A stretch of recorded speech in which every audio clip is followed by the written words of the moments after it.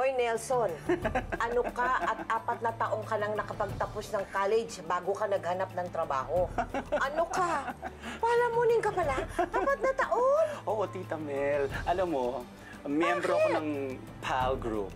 Sabihin, I thought I hindi was ka writing marunong. good scripts. Oo. Tapos biglang, sorry, hindi ka na pwedeng umattend ng meeting kasi, Nelson, let's admit it, hindi ka marunong magsulat. Saan ka na-vindicate? At what point? Na nalaman mo na talagang this is your career. Pumasok ako sa GMA kasi wala na akong trabaho. Tita Mel, alam mo ba, totoo lang, hindi mami ko nagpa-graduate sa akin eh. Sino? Bombay. Bombay? Bakit? 5'6"? Umuutang si mami mo ng 5'6" para May pang tuition ako. Para pang tuition. Tignan mo, Obre, hindi ko alam ninang mo ko. Hindi ko alam ikaw pala nanligaw kay Errol. Opo. Uy, nakakahiya ka. Ano ba? Gabi-gabi, sila ang naghahatid ng entertainment news na nagbibigay aliw at panandali ang nagtatanggal ng problema ng maraming televiewers. Pero sinong mag-aakalang ang kanilang mga naging buhay ay kasing kulay pala ng buhay ng mga artistang ibinabalita nila. Ngayong gabi, bisitahin natin ang bahay at buhay ng mga kapuso nating sina Nelson Canlas at Obre Carampel dito sa Powerhouse. Hello, Nelson. Powerhouse knocking. How are you? How are you? Oh, come in. Kakaiba itong wall na ito. Nelson, ano ba yan? Ito po, Is it a wallpaper? What is it? They call it a photo mural. Photo mural? National Geographic series siya. What do you mean by that? Yung mga photos ng National Geographic, ginawa nilang photo mural. Tapos ito is actually parang back alley of a Broadway theater. Alright. Ganyan ang itsura niya. Okay. Nung nakita ko, inintay ko ng 3 months yan. Bakit mo naman inintay ng 3 months? Gusto Saan ba nanggaling ko yan? Sa Amerika. In-order mo ko pa. online.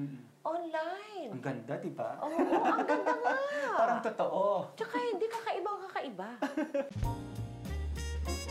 Ang cute ng kusina mo. Mahilig ako magluto. Mahilig ka magluto? Yung mga lutong bahay, sinigang, Marunong adobo. ka Kasi yan. lumaki, ako yung panganay eh. Kaya nagluluto ako para sa mga kapatid ko. Ako talaga susubukan kita ha. Titignan ko kung talagang nagluluto itong si Nelson Canlas. Titignan ko kung may laman ang Frigidaire. Kasi sa mga bachelor, walang laman ang Frigidaire. Tubig lang. Aber, tignan nga natin. Dadan! Wow! Totoo nga! Ang daming laman ng Frigidaire mo. Tignan mo. Ngayon, naniniwala na ako talaga na nagluluto ka. May gulay, Kasi tignan kumpleto mo, ako may ng mga gulay. oh. Oh, wow, Tapos, talaga nga. May bawang, may sibuyas. Talaga Yes. nga siya nagluluto. Gatorade. Ay. Sa sukat na 41 square meters, nakakabilib na napagkasya niya ang kanyang kitchen, dining area, sala at bedroom. Ang sikreto raw niya, pinasadya niya ang mga built-in cabinets at fixtures dito. I do my own laundry. You do? Talaga? Marunong akong maglaba. Kahit na walang washing machine. Oh. At saka may tip ako pag gagamit kayo ng washing machine na basta kahit anong washing machine, front load o kaya top load, kailangan lalagyan nyo ng 1 cup to 2 cups ng white vinegar. Tubig? Yung tubig, yung laba, pang-rinse? yung Soap? sabon. Kasi mas mabango siyang lalabas. Ay, sige nga. Mas Ano mabango. wait, hindi ko alam yan. Kasi yung vinegar, antibacterial siya. Oo. Tapos, mabango siyang lalabas. Mas mabango yung fabric softener. Wow, sige, fantastic. Naglagay din si Nelson ng malaking salamin sa kanyang dining area para magmukhang mas malawak ang paligid. At ang malaking litrato naman na ito ay ang nagsilbing centerpiece. And this photograph is amazing. I took that myself. You took it yourself? It's last year na Good Friday, we went up to Tagaytay. Tapos, yan. Ano yan? Full moon yan. I see. Full moon yan. Tapos yung sa ibaba, Taal. Teka, hindi. Nasaan ang Tagaytay? Ang Taal, Ang volcano, banda rito pa po. Hindi mo na ko, it's Oo. the lake. Ang hinahabol na ko kinuha kasi mo, and the yung lake horizon. yung ano nung moon Yung dun sa lake. moon, yung ang ganda, yung moonlight ng no? Marami-rami din ang mga litratong kuha mismo ni Nelson. Gaya na lang ng mga nature photographs na ito sa Surigao. Trial and error daw ang nagsilbing guro niya sa itinuturing niyang hobby.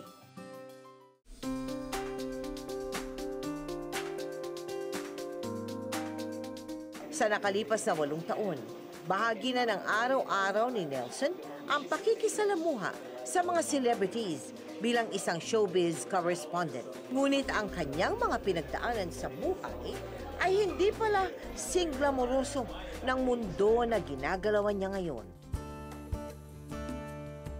Panganay sa 4 na magkakapatid, maaga raw namulat si Nelson sa kahirapan ng buhay.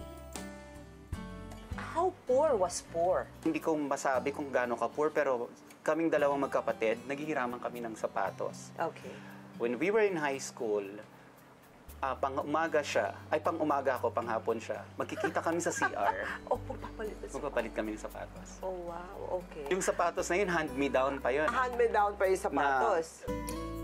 Nakadagdag pa sa mga problema ni Nelson ang pagkakaroon ng lamat sa pagsasama ng kanyang ama't ina. Kaya para matustusan ang pag-aaral nilang magkakapatid, nagpunta ang kanilang ina sa Hong Kong para magtrabaho bilang domestic helper. Gumaang ba ang buhay nung nag-OFW siya sa Hong Kong? Gumaang ang buhay. Gumaan niyo. somehow. Kasi Pero parang- naiwan kayo sa papa mo, which you didn't like. I didn't like it. You didn't like na nasa Hong Kong siya, tapos kayo. Oo. How was life like nung dito kayo sa papa mo? Naiwan? It was basically the same. Oo. Kasi parang kung ano yung nung nandito ang mama sa Pilipinas, at saka nung umalis, ganun din. So parang gabi pa rin siya uuwi, lasing minsan. Oo. And parang ako yung nag-alaga sa mga kapatid ko. Kasi panganay kayo. Panganay ako eh. Nagpupunta na ako ng palengke. Namamalengke Namimili na ka? ako. Marunong na akong tumawad. Gagawain ko na yung isda. Iprituhin ko na para may pagkain yung mga Ulam kapatid kayo. ko. Ganon yung... Wow. Parang yung ibang bata naglalaro. Ako, Nag-aalaga ng mga kapatid. na bahay. Oo. Martir kung ilarawan ni Nelson ang kanyang ina. Ilang taon daw itong nagtiis sa Hong Kong para maitaguyod ang pamilya. Ang pinapakain ng isang employer sa kanya, noodles. Okay. Once a day. Once a day? Once lang. Shucks. At hindi siya pinapalabas ng bahay. Tapos nung finally nag-end yung contract niya, ayaw niyang umalis ng Hong Kong kasi wala raw kaming kakainin. So, ang ginawa, pero yung employer niya, pinasamahan siya sa pulis papunta ng airport para siguradong makasakay ng eroplano. Tinulungan daw siya ng mga OFWs doon na kasama niya. Tapos, yung passport niya, kinuha niya. Tapos nagtago siya sa CR. Kasi ayaw niyang umuwi dahil wala siyang Kasi wala siyang trabaho dito. Paano nga naman kami? Magka-college na ako nung time na yun. College ka? Until parang mga 2 weeks, wala siyang trabaho. Kung saan-saan siya natutulog noon. Until nagkaroon siya ng trabaho, na-meet niya yung isang Amerikanong pamilya, na hanggang ngayon, kaibigan niya. Siya na nagpalaki ng mga anak. Na maganda yung sweldo, mabuting Trato sa kanya. trato sa kanya. Tapos, doon niya nakilala si Uncle Steve. Isang US citizen si Steve na nagbabakasyon noon sa Hong Kong. Agad daw itong nabighani sa ina ni Nelson at inaya agad itong magpakasal sa Pilipinas.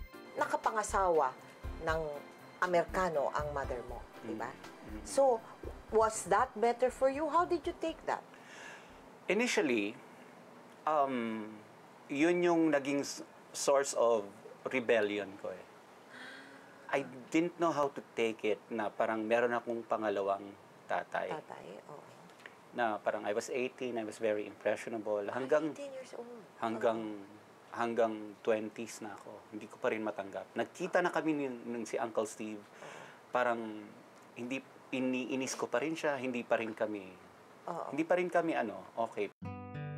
Matapos ikasal, dinala ni Steve si Angelina, ang nanay ni Nelson, sa Amerika para doon manirahan. Lingid sa kaalaman nito na may kaya pala sa buhay si Steve at may-ari ng isang matagumpay na negosyo. Tapos, yun yung unti-unti ng, kasi nag-migrate ng nanay ko sa Amerika. Tapos, nagkahiwalay na sila ng tatay ko. Isa-isa nang umaalis yung kapatid ko. Kinukuha niya. Kinukuha na niya. Ikaw, ano nangyari sa'yo? Ba't ikaw Naabutan naiwan? ako ng 18 years old So, parang cut off ng embassy. Hindi ka na minor, kaya hindi ka na ang priority. So, yun. Naiwanan ka It was dito. really painful kasi nakikita mo yung kapatid mo, isa-isa nawawala. So, nagrebelde ako noon. Dahil uhaw sa pagkalinga ng pamilya, ibinaling ni Nelson ang atensyon sa barkada. Marami na siyang pera dahil malaki ang sustento ng kanyang ina. Marami din siyang kaibigan na nakikitira pa sa kanya. Dahil dito, marami siyang nasaksihan na bisyo. Sa gitna ng krisis na kanyang pinagdadaanan, nakuha pa rin niyang makapagtapos ng business administration. Hoy Nelson, ano ka at 4 na taong ka nang nakapagtapos ng college bago ka naghanap ng trabaho? Ano ka? Palamunin ka pala? 4 na taon? Oo, Tita Mel. Alam mo, miyembro ko ng PAL group. Tagal yun. 4 years yata yun. Na pinapadala ako ng pera.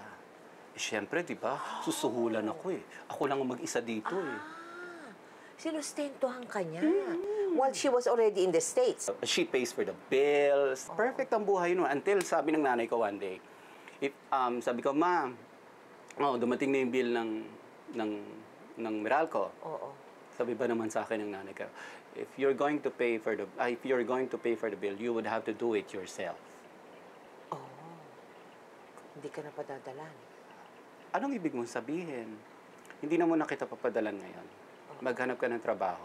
Nakatapos ka na, maghanap ka ng trabaho. Oo nga naman. Ang perfect na ng buhay ko Ano perfect doon? Tapos? Ano ba? Oo. Sabi niya, hindi. Tapos, hindi kita kakausapin hanggat wala kang trabaho.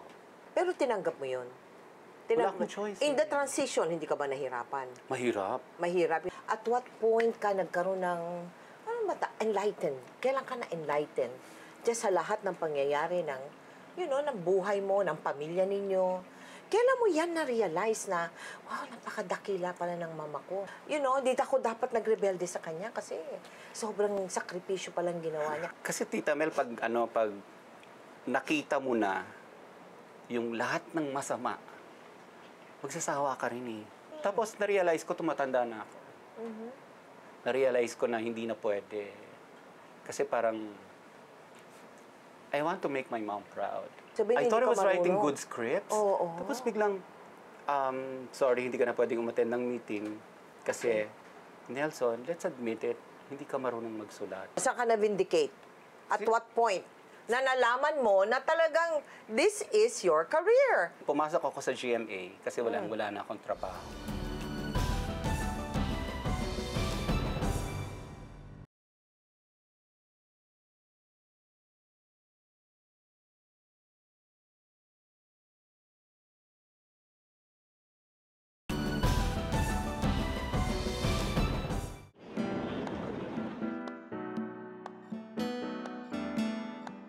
Neutral ang dominant colors dito sa bachelor's pad ni Nelson Canlas. Tanging itim, puti at brown ang napili niyang kulay dito sa living area.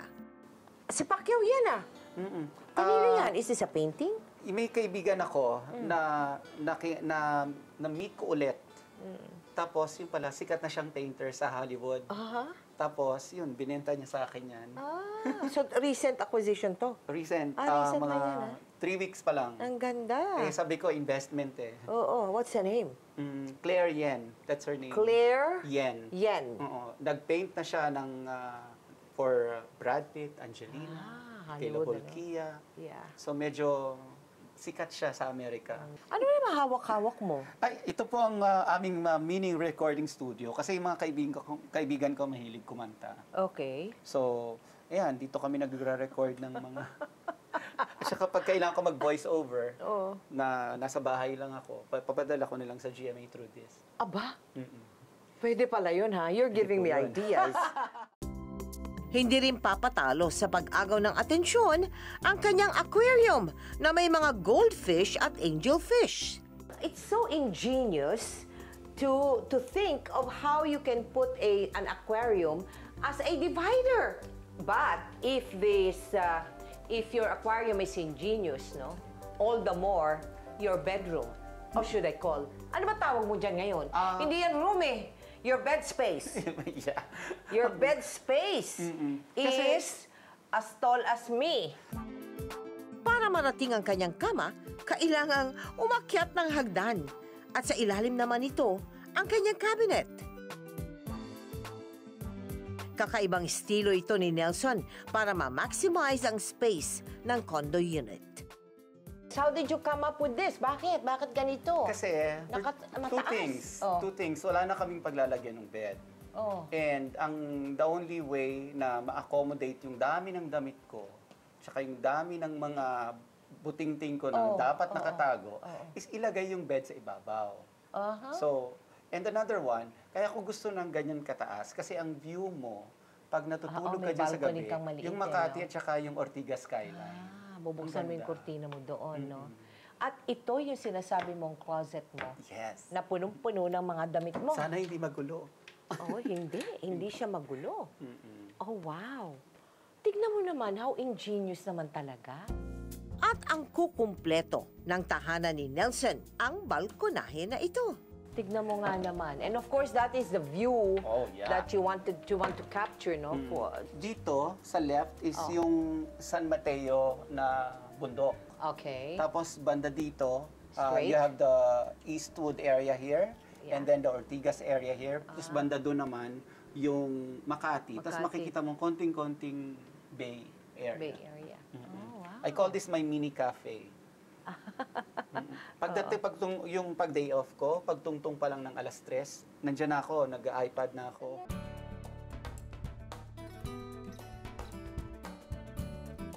Ang condo unit na ito ang siyang patunay na malayo na ang narating ni Nelson mula nang siya ay isang tambay at umaasa sa padala ng nanay. Buong ipinagmamalaki niyang katas ito ng sarili niyang pawis at tiyaga. Mabilis ka ba nakahanap ng trabaho? First na nagtrabaho ko ng salesman ng kotse. Nakabenta ka ba ng kotse? Hindi. Ay, anong klase Hindi. yun? That's why I know it wasn't for me. Alright, okay. Tapos pumasok ako sa kabilang estasyon. Yun, naging writer ako doon.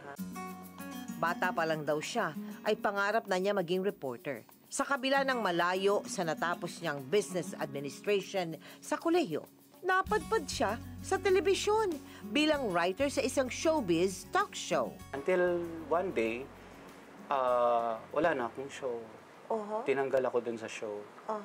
Kasi hindi raw ako marunong magsulat. Oh, wow! That Sabi was a blow.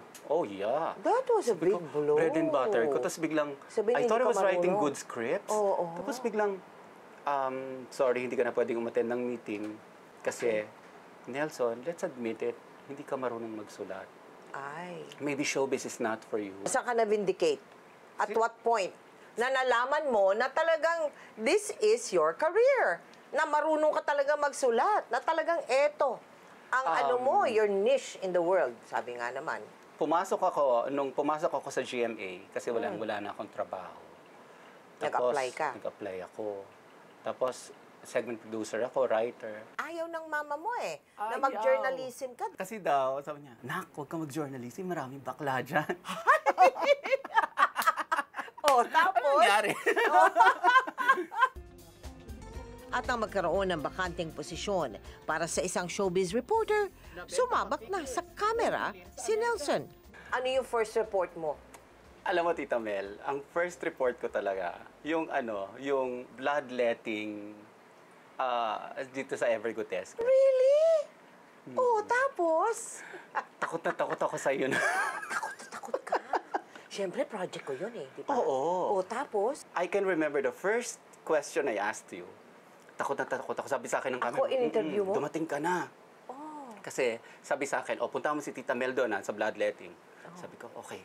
So, yan na. Sabi ng cameraman, tanungin mo na kung anong gagawin. Sabi ko, okay. Sabi ko pa, Tita Mel, ano pong gusto niyong gawin dito? Sabi mo sa akin, ay, ikaw ang bahala. Kung ano papagawa mo sa akin, gagawin ko.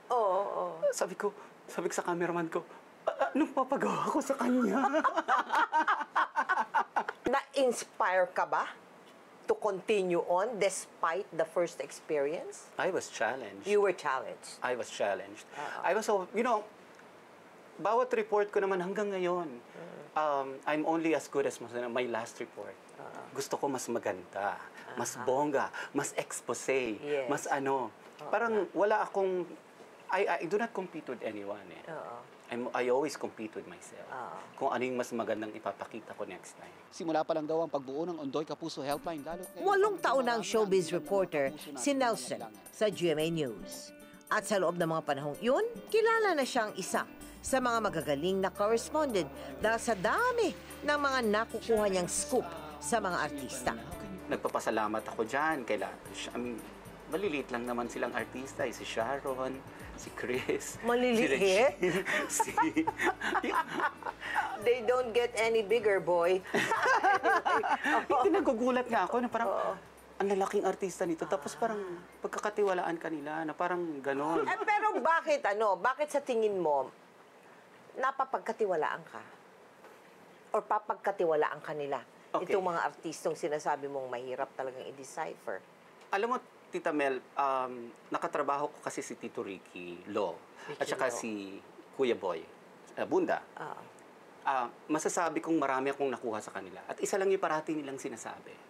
Ang artista, pag may issue yan, wag mong agad-agad, wag mong habulin.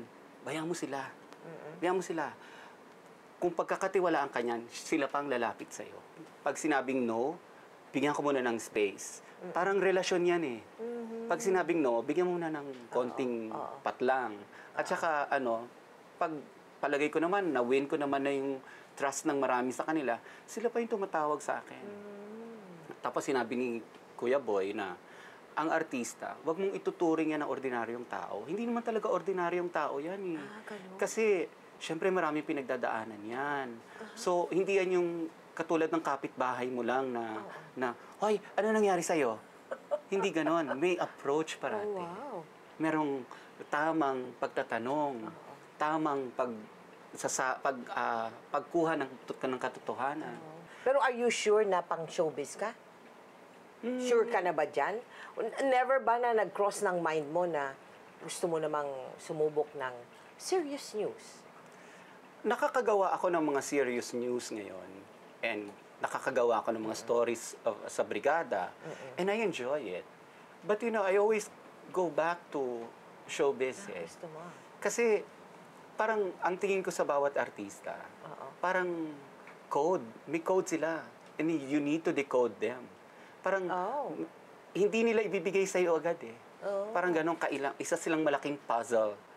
So, kailangan ako bilang empleyado ng taong bayan, ako yung kakausap sa kanila. Ikaw yung magde-decode. Ako yung magde-decode. So parang every time, yung mga malalaking artista, challenged ako parati sa kanila. Nang matagpuan na ni Nelson ang kanyang calling o ang tamang career para sa kanya, nagbigay daan na rin ito para mahilo ang sugat na kumikirot sa kanilang pamilya. Where do you go from here? Ano yung sinisipat-sipat mo na anong gusto mo mangyari sa buhay mo? Not only career-wise, but also, your personal, paano? Nag-iisa ka dito. Solo. Siguro, na-devote ko na kasi yung sarili ko sa chosen career ko because addictive siya eh. Addictive. Number one, kitang-kita ko kung paano proud ang nanay ko sa akin. Really? The only means na nakikita niya ako is by watching Pinoy TV. Okay. At halos araw-araw nakikita niya ako. Masaya na siya noon. Nag-comment? Every day, tatawag sa'yo. Really? Bakit ganun yung suot mo? Ba't naman ganun yung buhok mo? Bakit naman? Okay. Ang daming ganon. So, parang masaya na ako nung ganon. Masaya. That I make my mom proud. Pero teka. Si daddy mo naman, proud din ba sa'yo? Oo. What does he feel? Or how does he feel now that you have made it? Dahil hindi niya pinapalampas yung kahit isang report ko. At tumatawa. Napatawad ko na si Papa. Napatawad mo. Oo. Of course. In fact, sabi ko sa kanya, alam mo, nagpapasalamat ako sa cellphone, sa text, kasi hindi naman kami ma-I love you na pamilya eh. Oo. Pero sa text nasabi ko, na parang recently he met an accident. Tapos parang nag-aaway pa kami sa cellphone. Tapos sabi niya sa akin bigla, sabi niya sa akin, anak, mahal kita. Wow. Sabi ko talaga parang, ngayon lang. Wow. Pero parang, inano ko, sabi ko, baka naman sincero na yung mama. Of course. Sabi ko, mahal din naman kita eh. Oh, wow. Tapos, hindi na siya sumagot. So parang ang feeling ko, kontento na siya doon. Oo. Tapos parang ngayon, pag nagte-text kami, may ganun na. Alam mo, naku Nelson, alam mo, you're so blessed. Ayan. You are so Ang kapal naman ng mukha ko. blessed. Tita Mel, kung magrereklamo pa ako. Talaga. You're so blessed. If only for, reaching that point where yung parang naliwanagan mo na lahat.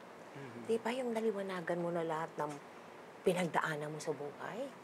At naibaliktad mo para sa kabutihan. Ako, that's a real blessing in life. Totoo I wouldn't say Wow. na okay na ako, Tita Mel, ha? But I'm a work in progress. Yes. I'm a work But in life is progress. such, no? That's Being such a exposed to blessing. all the things na masama dati, Oo. baon ko yun ngayon. At alam ko ngayon kung ano ang mali. Wow. Thank you so much. Thank Tita Mel, you thank you so very very much. Hindi ako makapaniwala, in-interview mo ako. interview ka. Very Gusto nice mo, gawin mo cat. pa itong pagkatapos mong mag-24 oras, dito ka. Of course! Why not? Tita Mel, alam mo ba, totoo lang, hindi mami ko nagpa-graduate sa akin eh. Sino? Bombay. Bombay? Bakit? 5'6"? Umuutang si mami mo ng 5'6" para Para may pang-tuition ako. Para pang-tuition.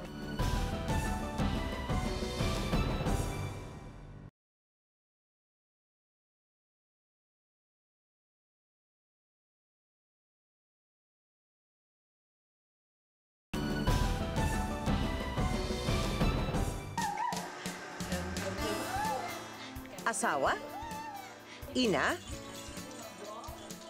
at career woman. Yan ang tatlong papel na ginagampanan ngayon ng senior news correspondent na si Aubrey Carampel. Hello, Powerhouse! Tuloy kayo sa aming tahanan, sa aming munting tahanan. Simula na magpakasal noong 2011, ito ang naging tahanan ng mag-asawang Aubrey at Errol. Tamang-tama lang daw ang laki nito para sa nagsisimula nilang pamilya. Mickey Mouse yung aming mga throw pillow kasi may hilig ako sa Mickey Mouse. Let's go! Dito naman sa aming kwarto. Yan.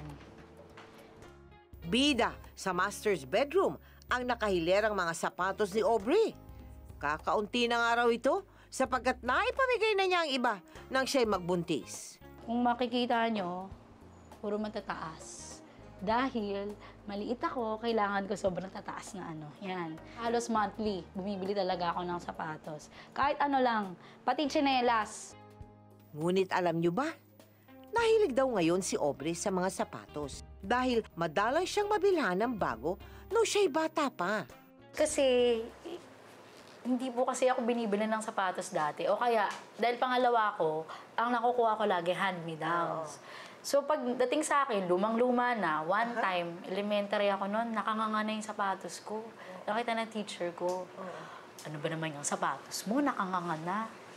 Hindi ako makaimik. Kasi parang, hindi ko nang pwedeng sagutin yung teacher ko. Kawawa ka naman. Inano ko na lang na parang, paglaki ko, Mm. pag darating ang araw, makakabili ako ng maraming sapatos. Bago lahat. Tell me, nung kabataan ninyo, totoo ba yun na dumaan ka rin sa hirap? Naku, Tita Mel, opo. O paano naman yun? Hindi ba? Tita Mel, kasi Kuliyala ka eh. O, di ba, Tita Mel? Oh, paano Iisipin mo, nangyari yun? nakapag-aral ako sa exclusive school. Exactly. Nung una, nung bata naman kami, okay naman. Oo. Yung daddy ko nasa Japan. Nung nasa Japan siya, nakapagpundar yung mami ko, ganyan. Nakakabili naman kami ng gusto namin. Kaso, yung time na umuwi na yung daddy ko, Oo. doon na yung... Wala silang trabaho pareho. Naubos na yung... Ipon. ipon. Alam mo ba, Tita Mel, na-experience ko magtuhog ng barbecue, magtinda. Nanay ko, ganun. Ano siya? Nagtinda ng barbecue. Nagtinda ng barbecue, ng banana queue, kung ano-anong mga tinitinda niya para lang Mabuhay kayong anim. 6 kami magkakapatid, Tita Mel. Para ngayon nga, hindi ko rin maubos maisip paano nagawa ng nanay at tatay ko yun. Oo. Na wala naman silang parehong trabaho noon. Umuupa kami ng bahay. Araw-araw. May time pa nga, Tita Mel, naalala ko na kasi lahat kami pumapasok. Ano na ako noon, college na ako. 20 pesos ang naiwan sa wallet ng nanay ko. Okay. Sabi ko, anak, sabi niya, naiyak lang ako. Sabi niya, anak, ito na lang. Sabi ko, o sige, kahit pamasahe na lang, mami, okay lang, makarating lang ako sa eskwelahan. Oo. Nakapagtapos si Aubrey ng kursong Communication Arts mula sa College of the Holy Spirit. Yun nga ang tanong ko eh. Kung gano'n nahihirapan na, bakit nasa ano ka pa? Exclusive school ka pa? Tita Mel, alam mo ba, totoo lang, hindi mami ko nagpa-graduate sa akin eh. Sino? Bombay. Bombay? Bakit? 5'6"? Umuutang si mami mo ng 5'6" para Para may pang-tuition ako. Para pang-tuition. Kasi ang mahal-mahal pa ng tuition. Pero nung nag-aaral ka ba, talagang plano mo nang ang pasukin mo yung pamahayag? Yan na ba? Actually, Tita Mel, kasi nung bata ako, nung elementary ako, ang lakas ng boses ko eh. Ang daldal ko. Hanggang kaklase. ngayon naman eh, oh. Oo. Oo. Sabi ng mga kaklase ko, pag may mga, di ba, uso nun, pag mayroong mga news reporting, kunyari, yung mga activities sa school, yun, gustong-gusto ko yun. Sabi ng mga kaklase ko, yan, yung bibig nito ni Aubrey, talagang pang newscaster. Oo. So, inisip ko lang dati, uy, siguro nga, pwede ako maging newscaster. Why not? Why Oo. not? Pero sabi ko, parang ang taas naman ng pangarap na yun. Parang hindi ko kayang abutin. Parang yun yung iniisip ko. Oo. Pero sumagi pala. Sumagi po sa isip ko na pwede. Na gusto Pero mo yun. parang suntok sa buwan. Hindi pwede. Anong una mong trabaho after college? Collections officer, yung naniningil Ano ng yun? utang. Sa? Bangko! Naniningil ako ng utang. Di ba? Alam niyo yung mga yung mga tumatawag na naniningil ng utang ng credit card. I see. First sweldo mo. Uy, ang saya. Ano ngayon yung first sweldo mo? Ay sa bangko, collection Opo, agent ka. binigay ko sa mami Magkano ko. yun? Naalala mo ba magkano sweldo mo nung una? Ako, parang, ganito yung Tita Mel, kasi ganito. Habang nagtatrabaho ako doon, hindi ko pa nakukuha yung diploma ko, ganyan. Requirement doon sa pinasukan ko, kailangan mapasa mo yung Oo. parang 5 months yung kontrata ko doon. For 5 months, hindi ako sumweldo. Okay. So, nangihingi lang ako sa nanay ko rin ng pamasahe, ganyan. Kaya nung sinweldo ko, buo. After, buo. Yung malaking chunk nun, binigay ko sa mami ko, pinambayad ng utang. Yung mga, yung mga panang-tuition ko. Yung mga pinang-tuition ko. Yung mga 5-6 na inutang niya. 5-6, sa tito ko. Basta yun. Bayaran niya. Tsaka, nag-shopping ako. Ang una kong binili, sapatos. Matapos ang kontrata sa bangko, nagtrabaho naman si Aubrey bilang isang call center agent. Nag-call center ka pa eh, di ba? Ako, Tita Mel, nag-call center ako. Saktong-sakto, may flash sa TV na commercial. Parang GMA is looking for an entertainment correspondent. Okay. Ay ko, uy, mukhang ito na yung parang ting-ning-ning-ning, may calling. Nagpunta si Aubrey sa GMA para magpasa ng resume. Ngunit mali pala ang box na pinaghulugan niya. Para pala ito sa reality show sa QTV na may trabaho ka. Ayoko. Kasama ko ate ko noon. Sabi ng ate ko, nag-leave ka na eh. Nag-absent ka na sa trabaho. Nandito na tayo. Ngayon ka pa ba aatras? Oo nga, no. Sige, kakaririn ko na to. Ayun, kinarir ko naman, Tita Mel. At dahil natural na bibo, hindi nakapagtatakang manalo siya sa challenges at sa huli, itinanghal na winner. Very tedious talaga yung mga challenges namin. Pero isa siya sa mga nag-stand out. Talagang yung determination niya, tsaka yung passion niya talagang umangat eh. Iyon na marahil ang pinakamaswerteng tila pagkakamali ng buhay ni Aubrey na siyang naging daan patungo sa isang karera ng showbiz reporting. At kung dati pangarap niya lang na mahagip ng kamera, aba ngayon, bidang-bida na siya. Ano ba? Nung pinasok mo ba yun kumbaga feel na feel mo agad? O Hindi, nagkaroon Tita ka ba Mel, ng... mahirap. Sabi ko, Mahirap? pagka sabi ko, ay, ang hirap din pala. Kasi parang nagsimula ako zero eh. Tapos showbiz. Sabi nga nila nga na parang hindi naman madali. Kailangan mo ng contacts. Tatawag ako ng mga artista, tatawag ako ng mga manager ng mga artista. Sino ka ba? Ay, ano po ako po si Aubrey Carampel. O, sino yun? Di ba? Parang, sino yun? Sino ka? Anong kailangan mo? Pwede ko po bang interviewin si ganito, si ganyan? Parang nung una, ang hirap pala. Pag hindi ka pa, pag bago ka lang dito sa...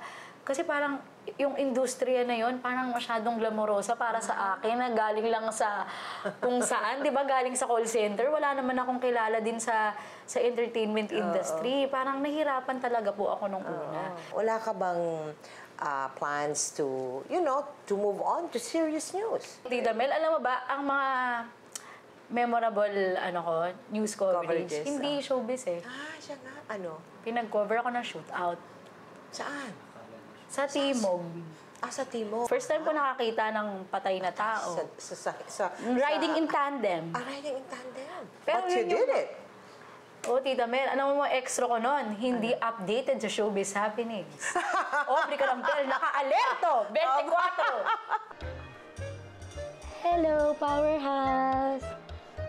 Hello, Powerhouse with the sleepy Ambi. And si Baby Ambi. Baby Ambi! Hello, oh! Oh, natutuwa siya.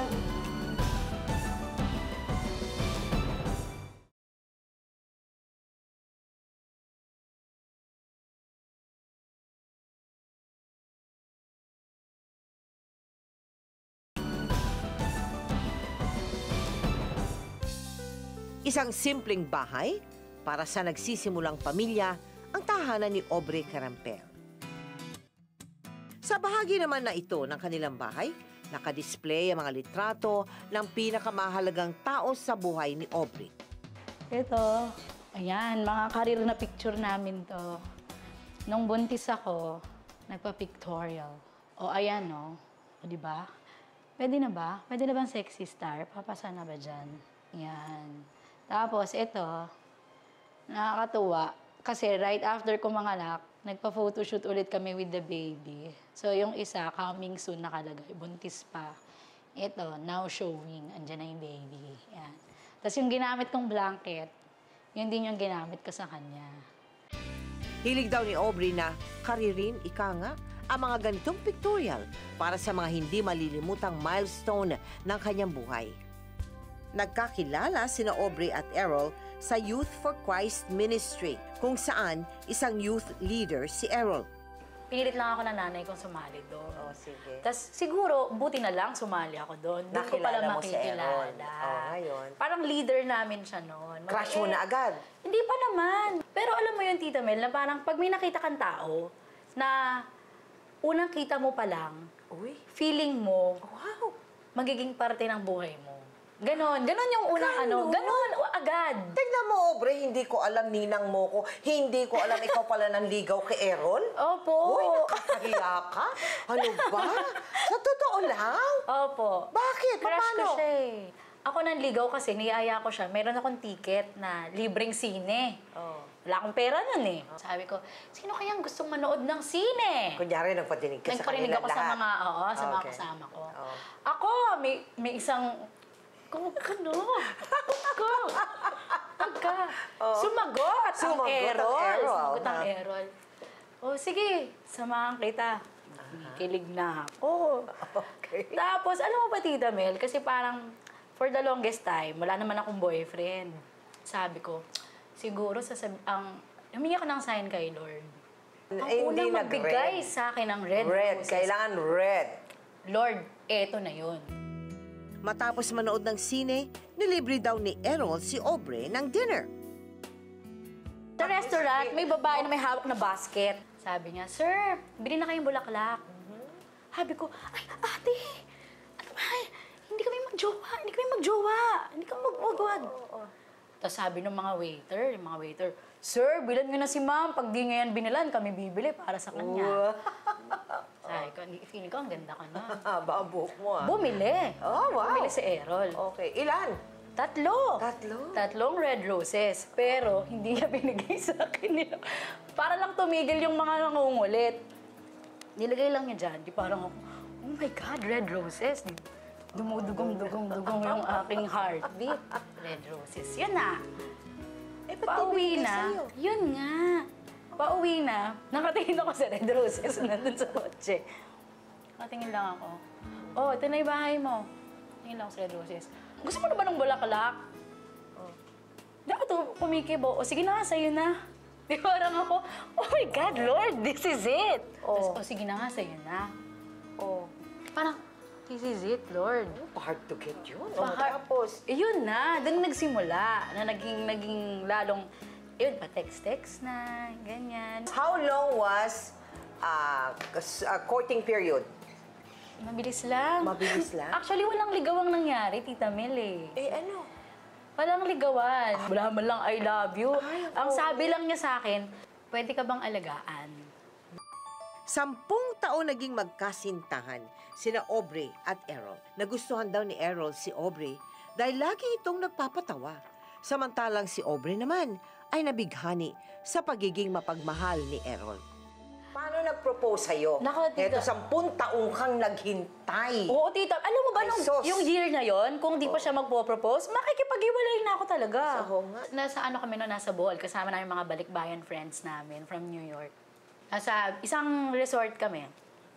Eh ako yung leader-lideran ako sa itinerary, ganyan. Sabi ko, doon sa resort na yon, nag-ano lang kami day trip. Hindi kami talaga doon nag-stay. Sabi ko, halika na, babalik na tayo doon sa hotel na tinutuluyan natin. Tapos binilang ko yung upuan. 7 kami. 2 nakahiwalay, may 5 dito sa isang table. Uy, grabe sakto. 7 yung upuan. Parang ginawa sa atin, magpa-picture tayo. Kunyari dito tayo kumain. Sabi ng mga kaibigan ko, dito nga tayo kakain. Sabi ko, huwag kayong magbiro, wala tayong budget. Sabi ko, huwag kayong magbiro, tara, magpa-picture na tayo. Habang nagpapa-picture kaming ganyan, itong Errol lumuluhod. Lumuluhod na. May ginaganong sing-sing. Sabi niya, uy, anong sagot mo? Gumaganon siya. Anong sagot? Hindi ka pa nga nagsasabi. Hindi ka pa nagtatanong. Nagtanong ka. Nagtanong na siya. Ayun, umiyak na. Anong tanong niya? Ano ba tanong niya? Hindi ko na Tignan mo. Hindi ko na naalala. Ano ba yung proposal ng asawa mo? Nakalimutan mo? Hindi ko na naalala kung nagtanong siya. Basta sinabi ko na lang, Yes. Ang daming yes. Kung gaano karami yung aido ko nung sa simbahan, ganun din ko kaya din. ng yes ko.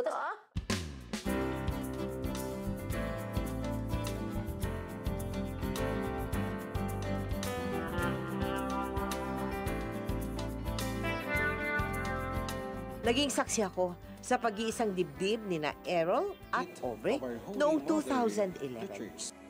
Sa wakas, after 10 years, literally, matatawag na kitang ex-boyfriend. Kasi asawa na kita. Sabi nga ni Miriam Defensor Santiago, pangalan mo pa lang, kinikilig na ako. Paano pa kaya pag magka-apelido na tayo? Pinapangako ko, mamahalin kita 24 oras. Walang halong chika minute. Saksi silang lahat dito. Pwede ka nang umunang hirit. At makalipas ang halos 1 taon, isinilang ni Aubrey ang kanilang panganay na si Ambriel Ethan. Kamusta naman ang buhay may asawa ngayon? Masaya? Masaya dahil di ba nagkaroon agad May kami baby ng kayo, baby. oo. Sobrang saya. Siguro ngayon, adjustment pa rin eh. Adjustment Adjustment pa rin. talaga yung pinagdadaanan Totoo. po namin. Totoo, Pero correct. so far, wala pa naman kaming batuhan ng plato, ganyan. Tsaka wala rin, buti na lang, hindi babasagin yung mga plato. Wala pang tadyakan, wala pang pa. ganyan. Wala. Parang, I'm happy to hear oo, that. masaya pa I'm happy to naman. hear that. Masaya pa naman. Masaya pa. Masaya yan forever. Ah. Punta naman tayo sa kwarto ni baby. Dito's baby. Yan. Pinapatulog namin siya. At ang asawa ko, hello. Ay, gigising. Pag pinapatulog namin siya, pinapatugtugan namin ng Mozart. Kasi sabi nila maganda raw sa baby. Ito yung pinakamagandang nangyari talaga sa buhay ko, yung naging nanay ako. Tsaka ang sarap nung feeling na maging ina pala, nagbabago na yung priorities mo. Kung dati ang iniisip ko, saan ako gigimik pag weekend. Ngayon, everyday ayoko mag-overtime kasi gusto ko talaga pag-uwi. Ako mag-aalaga mismo sa anak ko. Tsaka ang papa niya, nagising na. Baby! Ang sarap laruin ng baby. Oo, ayan, oo. Baby, come to mama. Hello, Powerhouse. Hello, Powerhouse with the sleepy Ambi. And si Baby Ambi. Baby Ambi. Hello, oh. Oh, natutuwa siya. Hands-on sa pag-aalaga ang mag-asawa at araw-araw pagkatapos ng trabaho.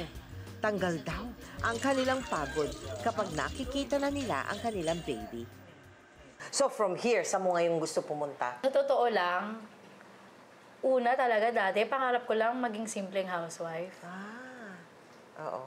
'Di ba? Parang, ang sarap siguro lang ng, sabi nila, parang hindi, mapupuro lang utak mo ron. Hindi kaya, yun kaya yung pinakamahirap sa lahat. Oh, yes. Kasi Totoo nakita ko yung yun. nanay ko kung paano siya Totoo nag-manage ng yun. bahay, Yeah. mag-manage ng finances. Oo. Parang isa sa pinakamahirap rin yun At ang sarap ng sweldo nun, pagmamahal ng anak mo, pagmamahal ng asawa mo. Wow, maming-mami ka na talaga. Oo, siguro nag-iiba talaga. Maming-mami na yung mga statements mo. Nag-iiba po yung priorities talaga siguro pag may anak. na. Totoo yun. Totoo yun. Parang ito yung greatest fulfillment. Sure. Ito na yung greatest gift rin. Of Mula sa course, Diyos of talaga na course. natanggap ko. Well, I am happy to hear that from you.